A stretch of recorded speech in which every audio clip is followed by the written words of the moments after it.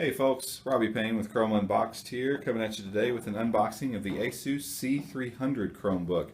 There are the Asus C200 and 300. This is the 300 variety with the 13.3 inch screen. The 200 is rocking the 11.6 inch screen.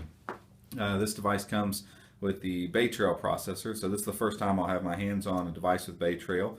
From what I've seen online, usually fares somewhere between the Haswell processor and the Exynos octa-core in the Samsung Chromebook 2. So we'll have some side-by-side comparisons for sure, as I will have this device, the new Acer i3 C720, and my trusty HP 14, which is rocking the Haswell Celeron processor. So we'll have a side-by-side comparison of those coming up in the next week or so, after I have some time with this guy.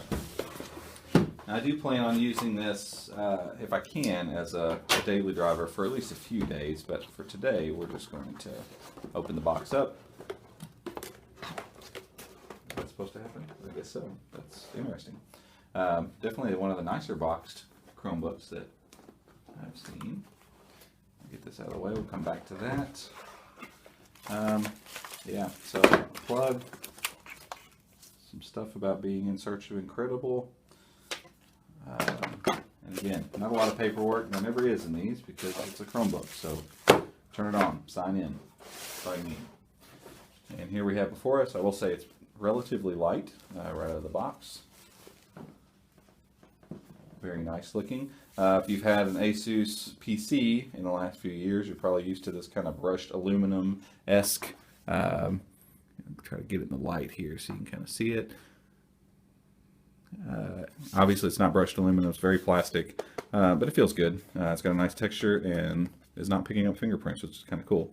Interestingly, they have their Chrome sticker covered in a piece of plastic because they don't want that Chrome sticker to get messed up, I guess. Around the back, nothing. That's the beauty of Bay Trail. No fan vents needed, so you get these nice solid, very thin devices. It's very thin, it's very light, which is very nice. Kensington lock.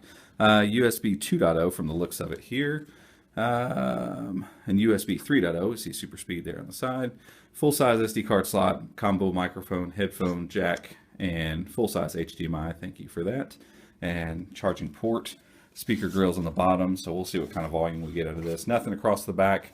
Really nice, clean, very sleek design, what I would expect from Asus. They make pretty good looking computers. We'll see if it passes the one finger test. I'm not expecting much here. Nope. They never seem to. Apart from the Pixel, it did that. On the inside, actually quite nice looking. I'm probably going to have to take a break. I seemingly always have to plug it in to make sure it turns on, but that's not really what we're here for anyway, is it? Nice wide trackpad. All 5 fingers can fit on it. Nice smooth surface. Nice quiet click. So that's very nice. The inside is actually made of the same material as the outside, so this kind of faux metal looking stuff. It's got a slight texture and is pretty fingerprint resistant. Pretty full-size keyboard here. Keys feel nice, have decent travel, and the keyboard has very minimal flex, so very firm. We'll give it the one-hand test and see. We're not getting a lot of flex. Pretty sturdily built. So from the outside, thing looks very nice. Front-facing camera as always. It's a Chromebook, so we're not that surprised about it. Give me a moment. I'm going to plug it in and just see what the screen looks like on first blush, and we'll be done with this unboxing for now. Alright guys, so I've got logged in, and the device seems just as quick as any other Chromebook. Granted, the Series 3 Chromebook, even with a 2-year-old tech in it, actually boots up quite quickly. So that really doesn't show us anything. I will say, for those of you who will probably ask me, the screen is a matte finish, which is nice. So it's reducing glare. So that's a great thing, but we're still looking at a crappy TN panel. That's just the way it is for right now. So eventually, hopefully, we'll start seeing some IPS panels as normal things. One of the neat features of it is in holding it and just getting signed in, not hearing any fans whir, the lightness of the device. Those things are nice, and perhaps, I don't know, perhaps it'll have me coming around a little bit as far as Bay Trail is concerned. We'll see how the performance fares. I'm hoping that in day-to-day kind of things that most people would use these for, that Bay Trail is going to be a worthwhile chipset. For me, I'm already pushing the limits of the Haswell, and I'm looking very forward to the Acer i3 to see how that works. I think it's going to blow Haswell out of the water, but we'll see how this thing fares kind of in day to day. But you can see with the TN panel, if I tilt it forward, we get polarization. Tilt it back, we get polarization. Side by side viewing angles are not terrible, not great. In the device, I can already tell this is at max brightness, I think. Yeah, and that's not that good either, which is a shame because the keyboard feels good, the device feels good, it's quiet, the touchpad is very responsive, the click's very nice, feedback's great on everything, and yet we're stuck with a mediocre panel again. And so hopefully people who make Chromebooks are listening as more and more people clamor for a nice display.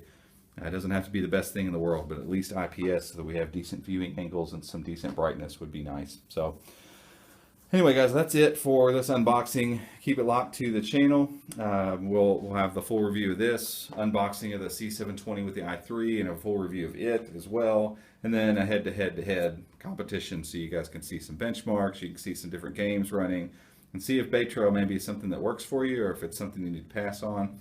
You can decide those things for yourself, but we'll be bringing all that stuff to you shortly. Other than that, have a great day. Thanks for watching. If you like this video, please give it a thumbs up and subscribe to the channel. Talk to you later.